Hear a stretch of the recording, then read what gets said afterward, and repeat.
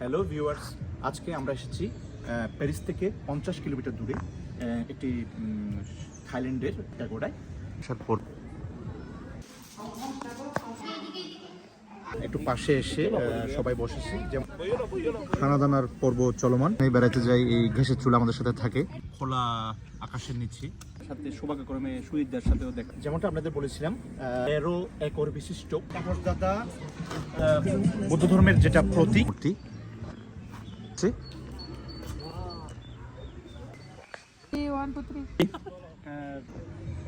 Hello viewers, আজকে আমরা এসেছি প্যারিস থেকে 50 কিলোমিটার দূরে থাইল্যান্ডের প্যাগোডায়, যেটি পূর্বে একটি প্রাচীন দুর্গ হিসেবে 19 শতকে সাতুদ লুকনি, পরবর্তীতে এই সাতুদ লুকনি 1999 সালে রূপান্তরিত হয়ে একটি থাই প্যাগোডা হয়েছে।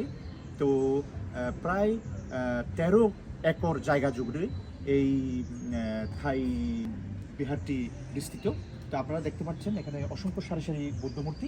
আমরা যতটুকু জানতে পেরেছি এখানে প্রায় 400-র মতো বৌদ্ধ মূর্তি রয়েছে। টেম্পলটিতে আসার পরপরই মূল প্রবেশ দিয়ে প্রবেশ করার পর এই দৃশ্যটা সবচেয়ে চোখে পড়ে। মাঝখানে একটি সাদা বৌদ্ধ মূর্তি। যেমনটা আপনাদের বলেছিলাম, প্রায় 13 একর বিশিষ্ট একটা বিস্তৃত এলাকা, বড় বড় গাছগুলো যতটুকু মনে হচ্ছে অনেকটা পুরনো। তো যেভাবে বলা যায় অনেক অনেক বিশাল।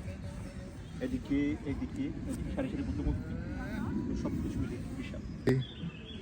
মৈত্রী, করুণা, মুদিতা, উপেক্ষা, এই মূল মন্ত্রে যিনি পুরো বিশ্বকে মৈত্রী সাগরে ভাসিয়ে গেছেন, করুণার বাণী ছড়িয়ে গেছেন, তিনি হচ্ছেন মহামানব গৌতম বুদ্ধ। পাষাণের মৌন তটে যে বাণী রয়েছে চিরস্থির, কোলাহল ভেদ করি শত শতাব্দীর, আকাশে উঠিছে অবিরাম অমেয় প্রেমের মন্ত্র, বুদ্ধের শরণ লইলাম।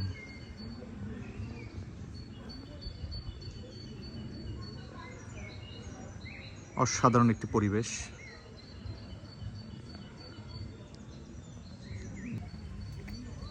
এবং সবচেয়ে মাঝখানে দূর থেকে এই সাদা বুদ্ধ মূর্তিটা দেখা যায়। এর পরপরই এই মূল ভবনটি, যেটি পূর্বে একটি প্রাচীন দুর্গ হিসেবে ফ্রান্স ভাষায় বলা হয় সাতুদ লুকনি, যেটা পরবর্তীতে 1999 সালে থাইল্যান্ড সরকারের আনুকূল্যে এটি থাইল্যান্ডের একটি বৌদ্ধ প্যাগোডায় রূপান্তরিত হয়।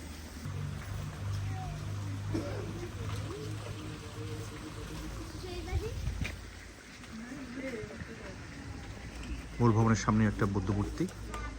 আসলে খোলা আকাশে নিচে থাকতে থাকতে কালারগুলো চলে যায়। যেমনটা বলেছিলাম, খোলা আকাশের নিচে অনেক বুদ্ধমূর্তি থাকার কারণে অনেক বুদ্ধমূর্তিতে সংস্কারের প্রয়োজন। শান্ত হে, পূর্ণ হে, হে অনন্ত পূর্ণ করুণা ঘন, ধরণীতল করো কলঙ্ক শূন্য। আসলে আমরা যখন এখানে এক সময় এসেছিলাম 2010 সালে, তখন অনেকগুলো বুদ্ধমূর্তির কালার সাদা কালারের ছিল। পরবর্তীতে যেগুলো অনেকগুলোকে রং করে গোল্ডেন কালারে রূপান্তরিত করা হয়। বিশেষ করে এদিকে সারি সারি বুদ্ধমূর্তিগুলো আমরা যখন 2010 সালে এসেছিলাম এগুলো সাদা কালারের ছিল। আসলে সুন্দর একটি থাইল্যান্ডের বৌদ্ধ মন্দির।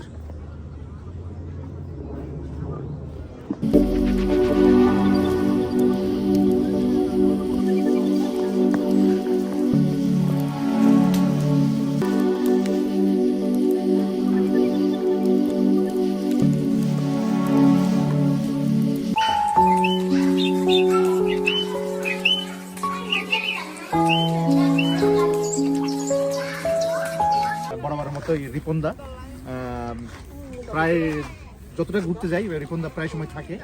আজকে আমাদের সাথে এসেছে সুনীল দা।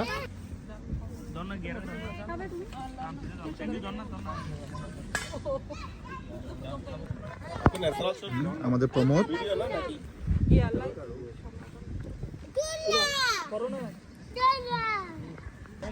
আমরা যেখানেই বেড়াতে যাই এই গ্যাসের চুলা আমাদের সাথে থাকে।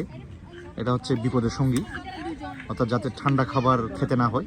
একদম দেখতে পাচ্ছেন ন্যাচারাল পরিবেশে আমাদের রিপনদা কাল থেকে এখানে আসার জন্য অনেক কষ্ট করতেছে। খোলা আকাশের নিচে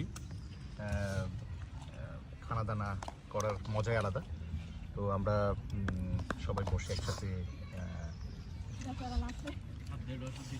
খাচ্ছি। সাথে রিপনদা আরো অন্যান্য সবাই আছে। খাওয়া দাওয়া সম্পন্ন করে এখন কফি খাচ্ছি খোলা আকাশের নিচে। তো হঠাৎ করে আমাদের সাথে সৌভাগ্যক্রমে সুইটদের সাথেও দেখা হয়ে গেছে। আমরা সবাই এখন বসে আছি, দুপুরে আড্ডা চলছে। এটা হচ্ছে বৌদ্ধ ধর্মের যেটা প্রতীক, অর্থাৎ একটা হুইল, যেটা দিয়ে বৌদ্ধ ধর্মের একটা ধর্মচক্র অর্থাৎ। হ্যাঁ, এই প্যাগোডার মনোরম দৃশ্য উপভোগ করছে। আসলে মনোমুগ্ধকর পরিবেশে প্রশান্তিতে মনটা জুড়িয়ে যায়। দর্শনার্থী